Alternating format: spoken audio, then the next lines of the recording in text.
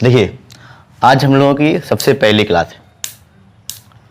Chemistry शुरू करेंगे, उसके बाद बायो पढ़ाएंगे, उसके बाद फिजिक्स पढ़ाएंगे, या केमिस्ट्री पढ़ा दें 2-3 चैप्टर, उसके बाद बायो भी शुरू कर दें, फिर फिजिक्स शुरू कर दें। जैसे मैं तो कह रहा हूँ कि एक सीरियल वाइज चलते हैं, सही रहेगा ना।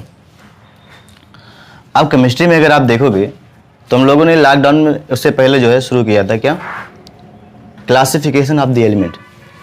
केमिस्ट्री बेटा कितने चैप्टर हैं? 5 चैप्टर हैं शायद।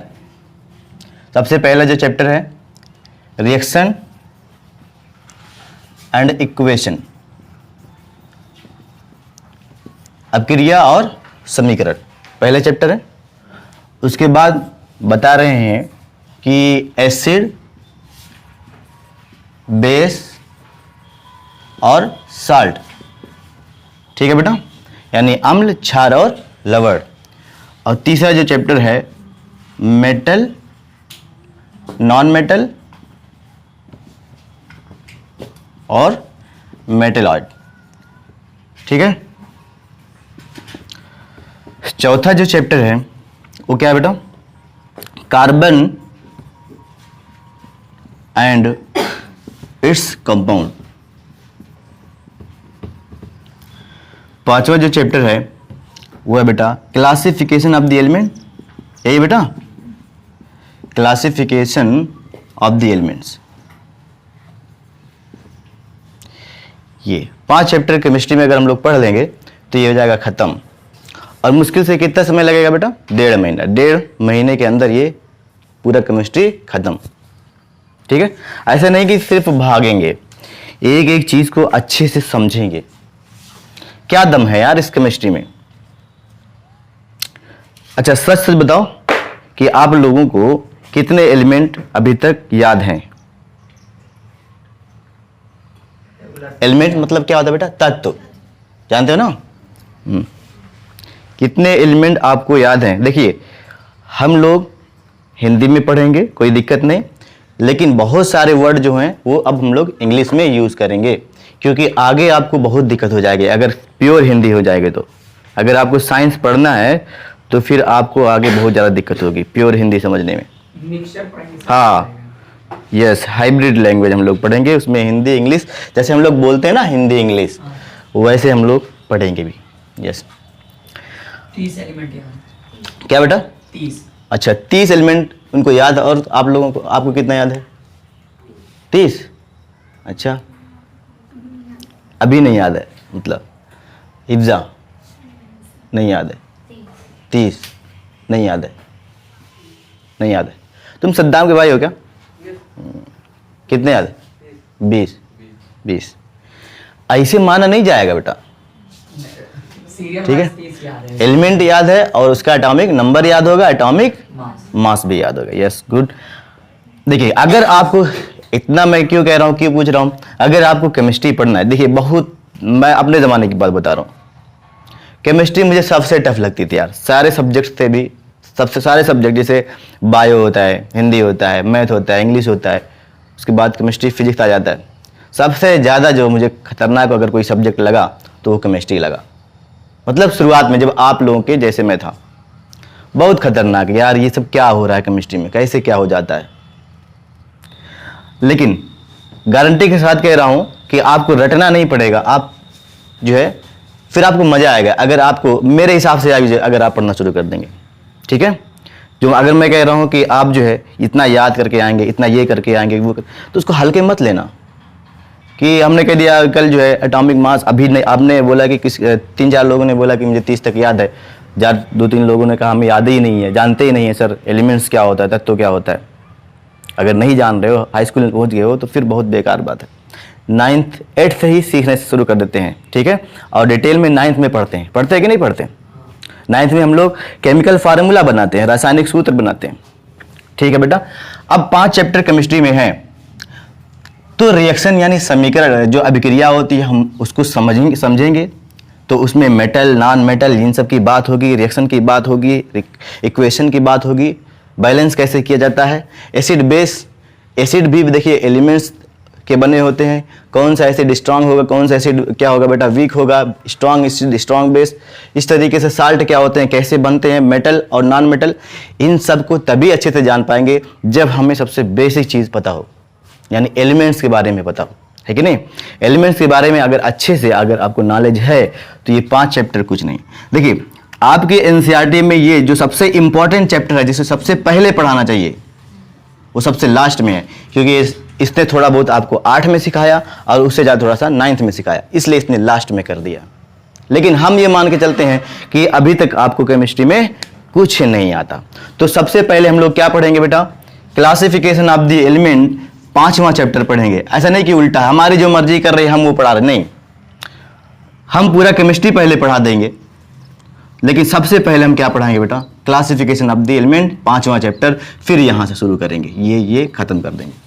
ये बहुत ही इंपॉर्टेंट है बेटा। तो आइए अब हम लोग हेडिंग डालते हैं क्लासिफिकेशन ऑफ द एलिमेंट।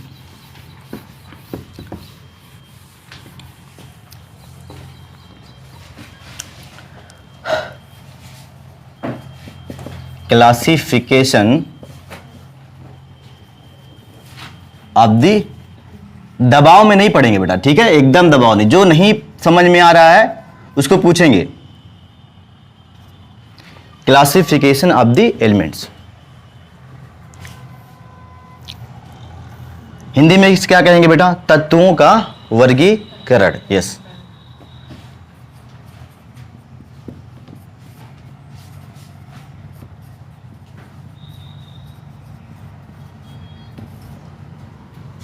ये इसकी हिंदी समझते हैं। कॉपी पेन निकाल लिया बेटा, लिखते रहिए, समझते रहिए, पूरी कहानी है बेटा शुरुआत की, और शुरुआत की अगर कहानी समझ में आ गई ना तो फिर कुछ बचा नहीं। देखिए ध्यान दीजिए, सबसे पहले हम इस वर्ड पे ध्यान दें, इस वर्ड पे, ये क्या बेटा, क्लासिफिकेशन। यस, क्लासिफिकेशन क्या है, जिसकी हिंदी होती है बेटा वर्गीकरण। क्या होता है, वर्गीकरण, सुना होगा वर्गीकरण आज से पहले भी। क्या होता है वर्गीकरण, अच्छा गा पे रा बना दिन लो, हो गया वर्गीकरण, ठीक है। हिंदी थोड़ा सा दिक्कत हो, क्योंकि हिंदी काफ़ी दिन से प्रैक्टिस नहीं, तो थोड़ा बहुत स्पेलिंग मिस्टेक होगा, कोई दिक्कत नहीं है। हम साइंस पढ़ रहे हैं, फेल होना चाहिए, स्पेलिंग मिस्टेक आप सुधार लेंगे, ठीक है। तो क्या होता है वर्गीकरण, कोई बताए वर्गीकरण क्या होता है? बांटना, क्या खाना बांटना, हाँ कुछ भी बांटना। अब यहाँ एलिमेंट पढ़ रहे हैं तो एलिमेंट्स का बंटवारा करेंगे, एलिमेंट्स का बंटवारा करेंगे। और कोई कुछ बताए, ये तो विवेक बोल रहे हैं, और कोई बताए क्लासिफिकेशन यानी वर्गीकरण क्या होता है और क्यों किया जाता है?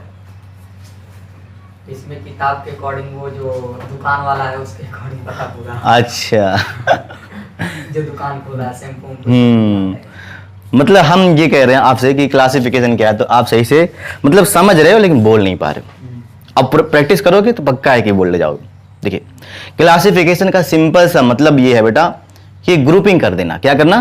ग्रुपिंग कर देना, यानी ग्रुप बना देना, आसान ग्रुप बना देना। जैसे कि मान लीजिए क्लास में 30 बच्चे हैं, कितने बच्चे हैं? 30 बच्चे, 15 लड़के 15 लड़कियां। जो पहले आया, मान लीजिए कि यहाँ पे 8 बजे से आप लोगों की क्लास शुरू हो रही है, जो पहले आया आगे बैठ गया, क्योंकि यहाँ हवा आती है कि नहीं, यहाँ बैठ गया। और मान लीजिए पहली लड़की आई या 2 लड़कियां आगे बैठ गई, फिर लड़का आया वो वहीं आपके बगल में बैठ गया, फिर लड़की आई फिर यहाँ बैठ गई, फिर लड़का आया यहाँ बैठ गया। इस तरीके से जिसको जैसे जगह मिलती गई वैसे बैठता गया। ये नहीं देखा कि यहाँ लड़की बैठे कौन बैठा, ऐसे पूरा घाल मेल जैसे कहते हो बैठ गए। अब जब हमें पढ़ाना है, आपको क्लास शुरू हो गई, जब हम पढ़ाने आए क्लास में तो देख रहे हैं यार एक लड़के के बीच में लड़कियां, हमारे माइंड में पता नहीं क्या क्या उठ रहा है कि नहीं ऐसा होना चाहिए, ये वो डिस्टर्बेंस हो रहा है कि नहीं हो रहा है? yes. हमें पढ़ाने में डिस्टर्बेंस हो रहा है। और शायद आपको भी डिस्टर्बेंस हो, भले से हम पढ़ा रहे हैं फुल कंसंट्रेशन के साथ, हमें देख रहे हो, लेकिन बगल में लड़की बैठी है, ये मन में चल रहा है कि नहीं चल रहा है? बगल में लड़का बैठा, मन में चल रहा है कि नहीं चल रहा है? मतलब कुल मिला के बहुत डिस्टर्बेंस है। इसी डिस्टर्बेंस को, इसी कंफ्यूजन को दूर करना है यार। तो हमने क्या कर, अब हमें मान लो किसी लड़के से पढ़ाते पढ़ाते किसी अचानक से हमारे मन में एक क्वेश्चन उठ रहा है कि लाओ एक सवाल पूछा जाए। अभी हमने जो समझाया है, लाओ एक बंदे से एक सवाल पूछा जाए, किसी लड़के से पूछेंगे, पढ़ा रहे हैं, अचानक सवाल ये उठ रहा है, किसी बंदे से लाओ सवाल पूछते हैं किसी लड़के से, और अब वो लड़के का जो है नाम दिमाग में आ गया। मान लीजिए क्या नाम बेटा? अब्बास। अब्बास, मन में सवाल उठा कि अब्बास से लाओ सवाल पूछें, क्योंकि लग रहा है कि अब्बास को समझ में नहीं आ रहा है और कह रहे हैं कि सिर्फ समझ में आ रहा है, लाओ पूछते हैं। अब हम पूरा इधर मस्त हैं अपना पढ़ाने, अब जब ऐसे देखें तो खोज रहे हैं कहाँ अब्बास बैठे हैं, ऐसे ऐसे पूरा दिक्कत हो रही है कि नहीं हो रही, दिक्कत हो रही, ठीक है। अब कोई दिक्कत ना हो, कोई मैटर ना हो, पढ़ाने में कोई दिक्कत ना हो, कोई भी किसी भी चीज़ की कोई दिक्कत ना हो, अब ये घाल मेल ना करेंगे। क्या करेंगे बेटा, ये लड़कियों को या तो एक रो में बैठा दें, एक लाइन बैठा दें, और लड़कों को एक लाइन में बैठा दें, है कि नहीं। तो इससे क्या होगा, आप लोगों का जो दिमाग है वो एक जगह सही से लगेगा, और लड़कों का लड़कियों दोनों का कोई दिक्कत नहीं होगी, ठीक है ना। तो शर्म जो लग रही थी वो खत्म हो जाएगी कि अब हम लड़के लोग एक साइड में बैठे, लड़कियां लोग एक साइड में, या क्या कर दूं, लड़कियों को आगे बैठा दूं और लड़कों को पीछे बैठा दूं, ठीक है। तो एक सिस्टम में हो गया बेटा, हमने ग्रुप बना दिया, लड़कों का एक तरफ ग्रुप और लड़कियों का एक तरफ ग्रुप। अब आसान हो गया काम कि नहीं, आसान आपके लिए भी हो गया, हमारे लिए भी हो गया। पढ़ने पढ़ाने का जो सिस्टम है वो एक आसान हो गया। अब हमारे मन में सवाल उठ रहा है कि किसी लड़के से सवाल पूछना है तो तुरंत मुझे पता चलेगा कि लड़के इधर बैठे, यानी मेरा दिमाग इधर रहेगा। अब सवाल उठता है, जो है मन में एक सवाल उठता है कि जो है तलाश से सवाल पूछना है, तो अब मैं सिर्फ लड़कों की तरफ देखूंगा, लड़कियों की तरफ नहीं, है कि नहीं। लड़कों की तरफ देखूंगा कि तला लड़कों की तरफ बैठने, फटाक से क्या होगा बेटा, तलहा मिल जाएंगे, खोजना नहीं पड़ेगा, मिल जाएंगे। क्यों ऐसा हुआ, क्योंकि हमने एक सिस्टम बना दिया है, ग्रुपिंग कर दी है, और ग्रुपिंग कर दी है तो ये आसान काम हो गया, ठीक है। ऐसे ही ये चीज और अच्छे से, क्लासिफिकेशन वाला जो वर्गीकरण का मतलब है, इस चीज को और अच्छे से समझने के लिए एक एग्जांपल, सबसे बेस्ट एग्जांपल है बेटा किराने की दुकान। क्या बेटा, किराने की दुकान। कि मान लीजिए कि एक पर्सन है जिसकी किराने की दुकान है। किराने की दुकान का मतलब कि उसमें सब कुछ है कि नहीं, जनरल स्टोर समझ लो, उसमें दाल है, चीनी है, नमक है, तेल है, बीड़ी सिगरेट है, शैम्पू है, कचरी फचरी, बिस्कुट है, सारी चीजें उसमें हैं जो होना चाहिए। अब नौसिखुआ आदमी था जो किराने की दुकान खोला था, नौसिखुआ था, एक रूम मिल गया उसको, किराए पे ले लिया और सामान खरीद के लाके भर दिया दुकान में, ऐसे बगैर किसी सिस्टम के, ऐसे लाके भर दिया। अब क्या कर रहा है, कोई आदमी आ रहा है, जब उसे कोई सामान मांग रहा है तो ढूंढ के दे रहा है, ढूंढ के दे रहा है। बेचते बेचते पूरा एकदम घाल मेल हो गया यार। कोई आएगा अचानक, कहा बीड़ी दे दो, क्या कहा भैया बीड़ी दे दो। अब भैया पीछे मुड़ के बोरिया उठा रहे हैं, पन्नी उठा रहे हैं, पता नहीं क्या, यहीं तो रहे, दिक्कत होगी कि नहीं होगी। अरे यार अभी यहीं पे रखा था, मिल ही नहीं रहे। तो कहेगा, बंदा कहेगा नहीं होगी, मैं जा रहा हूँ दूसरी दुकान पे। कहेगा नहीं यार मैं अभी मैं यहीं रखा था। कब तक वो कस्टमर इंतजार करेगा, ज़्यादा देर तक इंतजार करेगा, भाग जाएगा, जब तक ये खोज रहे पीछे से निकल जाएगा, और जब मिलेगी तो पता चला कस्टमर नहीं है। दिक्कत होगी कि नहीं, बहुत ज़्यादा दिक्कत होगी। क्यों, क्योंकि जो सामान है, सामान तो बहुत है, बीड़ी है, सच में बीड़ी है, लेकिन मिल नहीं रही। क्यों, क्योंकि घाल मेल सब कर दिया। हो सकता है कि वो आदमी साल 6 महीना इसे बेचे, आदत बन जाएगी, खोजने में एक्सपर्ट हो जाएगा, है कि नहीं, खोजने में एक्सपर्ट हो जाएगा। तो कुछ लोग आते हैं कमेंट करते हैं, अरे यार तुम कैसे बेच लेते हो यार, कैसे खोज लेते हो। तो फिर जो शुरुआत में उसकी बुराई कर रहे थे लोग, उसकी तारीफ करने लगते हैं कि नहीं, कहते हैं यार बहुत बड़ा माइंडेड आदमी है, देखो हम लोग खोज रहे हैं मिल नहीं रहे, वो देखो खोज रहा है तुरंत मिल गई। यस, अगर वो पर्सन बीमार पड़ जाए, या कहीं चला जाए किसी काम में, तो दुकान थोड़ी बंद करेगा। दुकान बंद करेगा तो उसका पैसा जो है, आमदनी की जो है नुकसान होगा।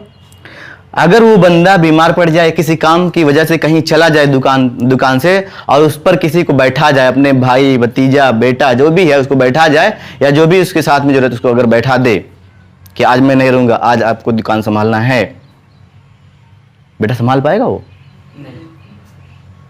जैसे ही कस्टमर आएगा कुछ मांगेगा, वो हर बार खोजेगा और गरियाएगा, यार कैसे तो बेचत रहे, मतलब कैसे तुम बेच रहे थे, कैसे वो बेचता था, खूब गरियाएगा कि नहीं।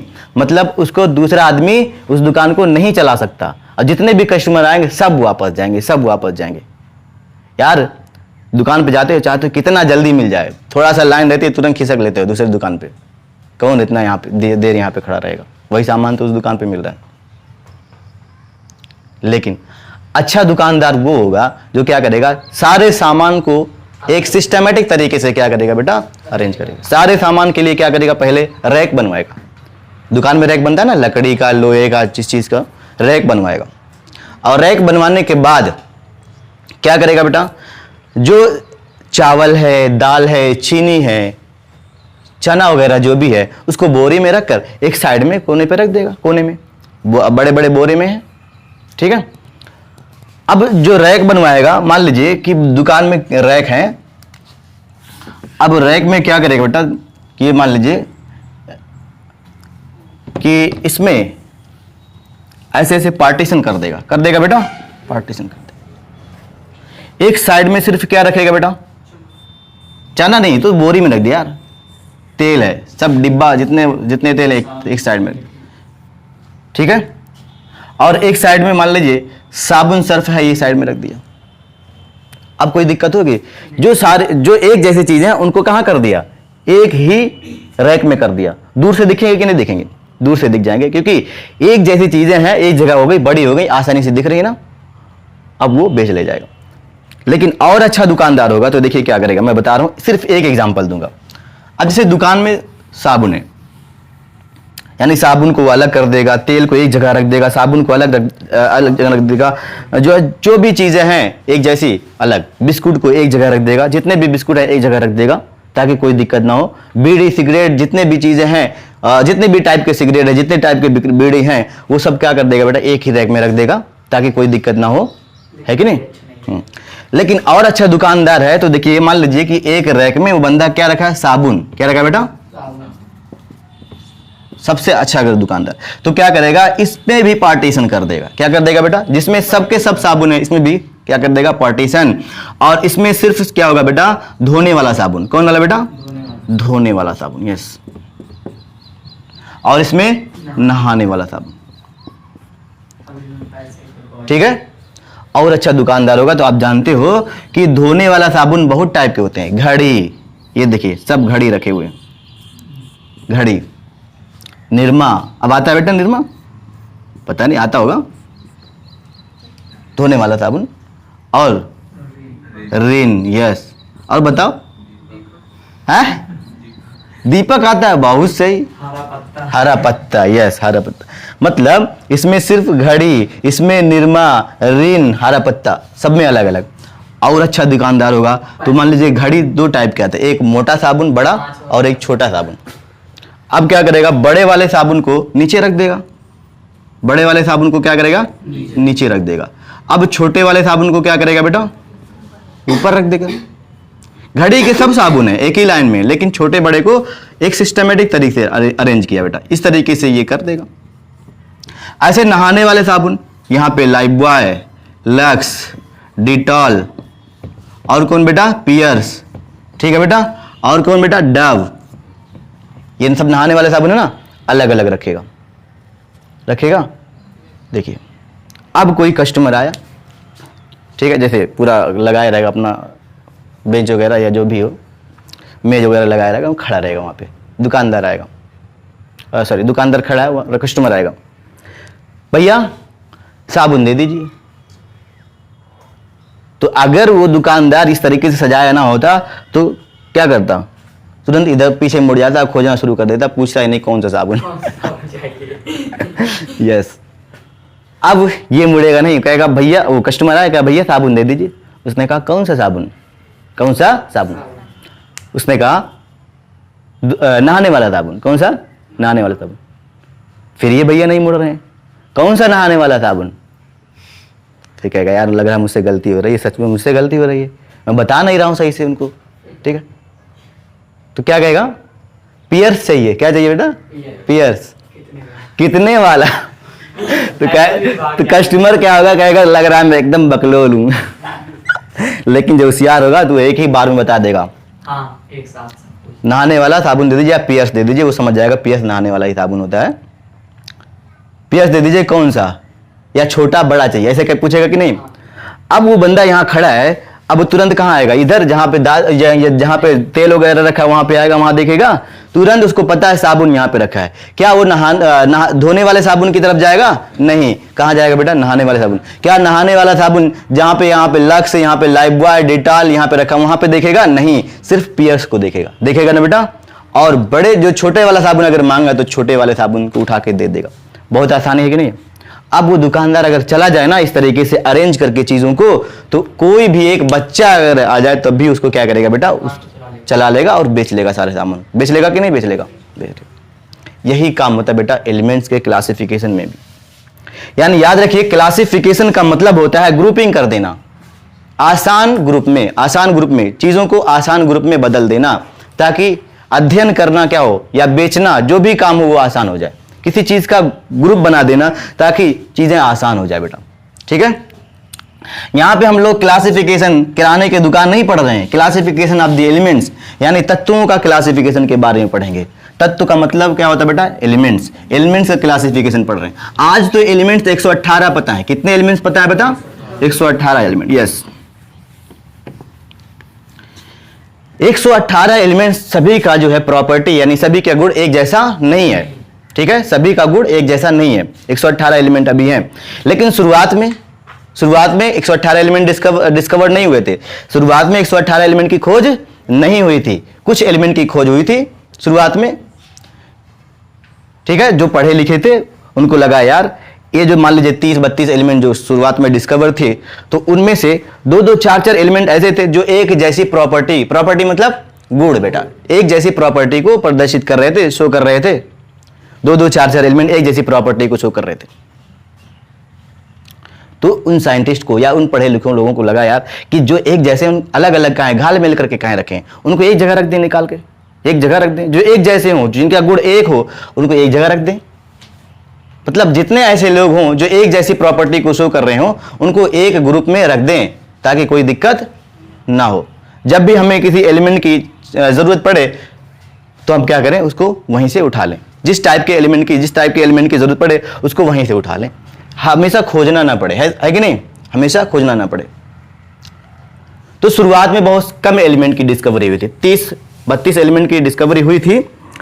तो सबसे पहले जो एलिमेंट का क्लासिफिकेशन करने की कोशिश की थी उन साइंटिस्ट का नाम था बेटा लेवाइजियर। क्या नाम था? लेवाइजियर। लेवाइजियर एक साइंटिस्ट हैं,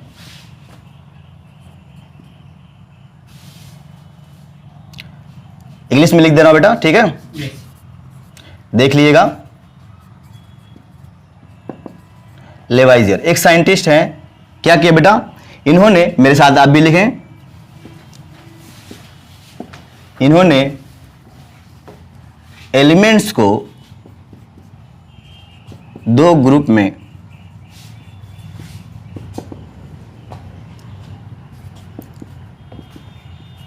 बांट दिया।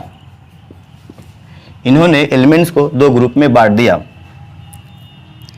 किसमें बेटा? एलिमेंट्स यानी तत्व जितने भी हैं उनको दो ग्रुप में बांट दिया, और एक ग्रुप को बोला बेटा मेटल और दूसरे ग्रुप को बोला बेटा नॉन मेटल।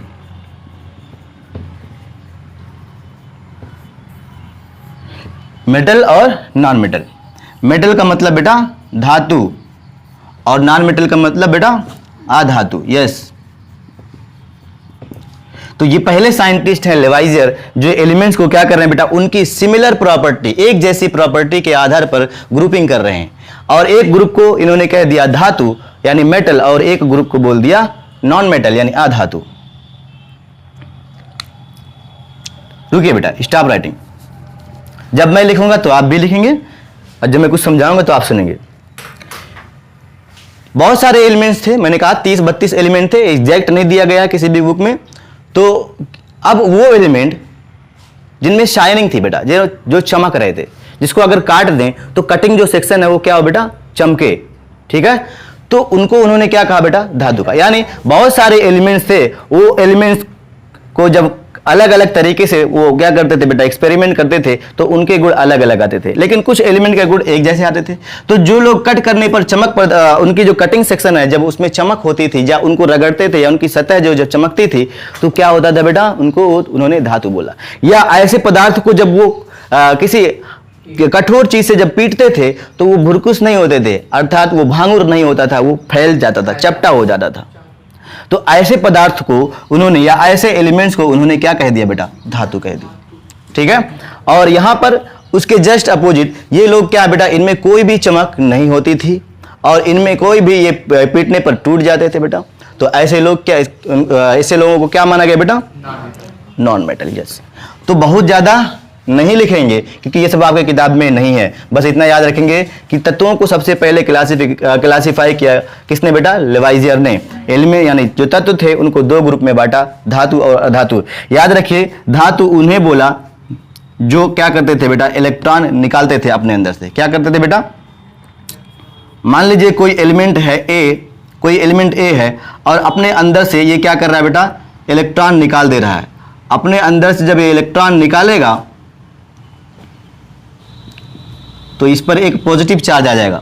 क्या आएगा बेटा, पॉजिटिव चार्ज आएगा, क्योंकि इलेक्ट्रॉन की जब कमी हो जाएगी तो इस पर क्या आएगा बेटा, धनात्मक आवेश आ जाएगा, पॉजिटिव चार्ज आएगा।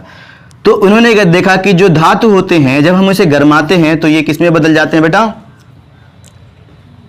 आयन में बदल जाते हैं, पॉजिटिव आयन, धन आयन में बदल जाते हैं। या कहें कि ऐसे तत्व इलेक्ट्रॉन निकालना पसंद करते हैं। इलेक्ट्रॉन निकालने वाले क्या कहलाए बेटा, जो है धातु या मेटल। कुछ ऐसे एलिमेंट मिले जो इलेक्ट्रॉन को क्या करते थे बेटा, ग्रहण करते थे, इलेक्ट्रॉन को एक्सेप्ट करते थे, तो उन्होंने इसको क्या बोला बेटा, अधातु। अगर कोई इलेक्ट्रॉन को ग्रहण कर लेगा तो ये क्या बन जाएगा बेटा, एनायन। क्या बन जाएगा, एनायन। यानी हम अगर इसे हिंदी में लिखें तो इसे बोलेंगे धन आयन, और अगर इसको लिखेंगे बेटा तो ऋण आयन। इंग्लिश में इसको क्या बोलते बेटा, कैटायन, और इसको क्या बोलते बेटा, एनायन। यानी साफ साफ बात है कि धातु इलेक्ट्रॉन निकालना पसंद करते हैं, जबकि अधातु क्या करते बेटा, इलेक्ट्रॉन ऐड करना यानी ग्रहण करना पसंद करते हैं। और धातु धनायन के रूप में बदलना चाहते हैं, जबकि अधातु जो है वो अनायन के रूप में रहना पसंद करते हैं। आगे समझ में। तो छोटी छोटी चीजें थी जो मैंने यहां पर लिखवा दी हैं, जल्दी से ऐसे बना लो। ये सारी चीजें कभी भी आपके एग्जाम में नहीं आएंगी, लेकिन बहुत बेसिक चीजें हैं जो आपको सीखना है। बहुत जीरो लेवल से लेकर आपको चलेंगे।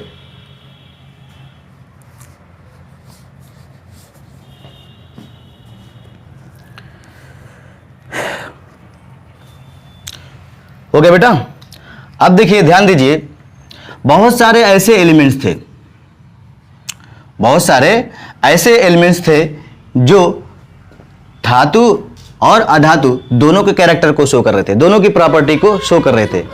अब उनको वो कुछ बोल ही नहीं पाए। यानी कुछ लोग जो है इस तरीके की प्रॉपर्टी शो कर रहे थे, कुछ लोग इस तरीके की, लेकिन कुछ एलिमेंट ऐसे थे जो दोनों की प्रॉपर्टी यानी दोनों के गुणधर्म को प्रदर्शित कर रहे थे। इन्होंने उसको कोई नाम ही नहीं दे पाया। ठीक है बेटा, तो यहां पे लिख सकते हैं बेटा, बहुत सारे ऐसे एलिमेंट्स थे जो धातु तथा अधातु दोनों की प्रॉपर्टी को प्रदर्शित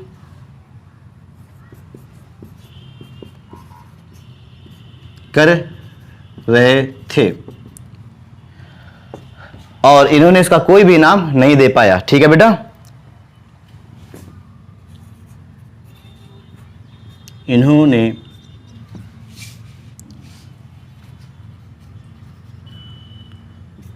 इनको कोई नाम नहीं दिया,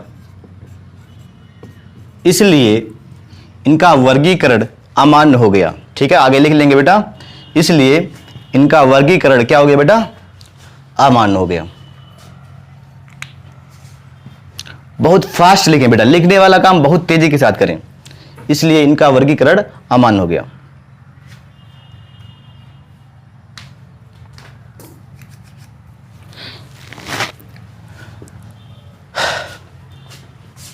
सत्यम, इतना छाप का है ना यार, जल्दी जल्दी काम करो, ध्यान दो इधर, इधर ध्यान दो। क्या हुआ बेटा, वर्गीकरण का मतलब समझ में आया। वर्गीकरण क्यों किया जाता है, सिर्फ यहां पर नहीं, कहीं पर भी अगर आप वर्गीकरण नाम सुने तो समझे कि वर्गीकरण सिर्फ इसलिए किया जाता है कि चीजों को आसान बनाया जा सके। ठीक है, वर्गीकरण का मतलब सुविधाजनक ग्रुप में बदल देना किसी चीज को, ठीक है, ताकि उसको खाने में, करने में या पढ़ने में आसानी हो सके। ठीक है, सबसे पहले जो तत्व थे बेटा, वो तत्वों को वर्गीकृत किया किसने बेटा, लेवाइजियर ने। जो भी तत्व थे 30-32 तत्व, उनको 2 ग्रुप में बांट दिया। उन्हें कुछ ऐसे तत्व दिखे जो एक जैसी प्रॉपर्टी को शो कर रहे थे, जो इलेक्ट्रॉन को क्या कर रहे थे बेटा, निकालना पसंद करते थे, इलेक्ट्रॉन को सामान्यतः निकालना पसंद करते थे और धन आयन में बदल जाते थे। उन्होंने इसको क्या बोल दिया बेटा, मेटल यानी धातु। और कुछ तत्व ऐसे थे जो इलेक्ट्रॉन ग्रहण करना पसंद करते थे और क्या बनाते थे बेटा, रेड आयन या एनायन बनाते थे। उन्होंने इसको क्या बोल दिया बेटा, नॉन मेटल।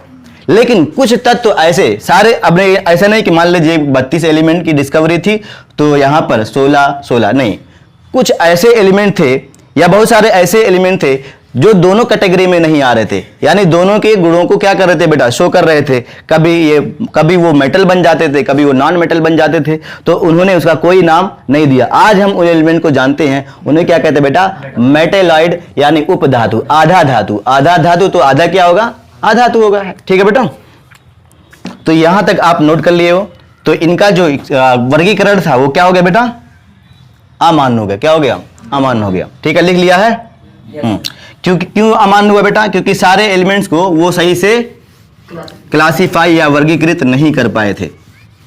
कुछ ऐसे एलिमेंट थे जो धातु और अधातु दोनों की तरह जो है व्यवहार करते थे। समझ में आया। अब देखिए 2 साइंटिस्ट हैं बेटा, जिनको मैं एक साथ में लिखूंगा। एलिमेंट्स को क्लासिफाई करने के लिए 2 साइंटिस्ट हैं, एक है बेटा डॉबेराइनर और एक कौन है बेटा, न्यूलैंड। ठीक है,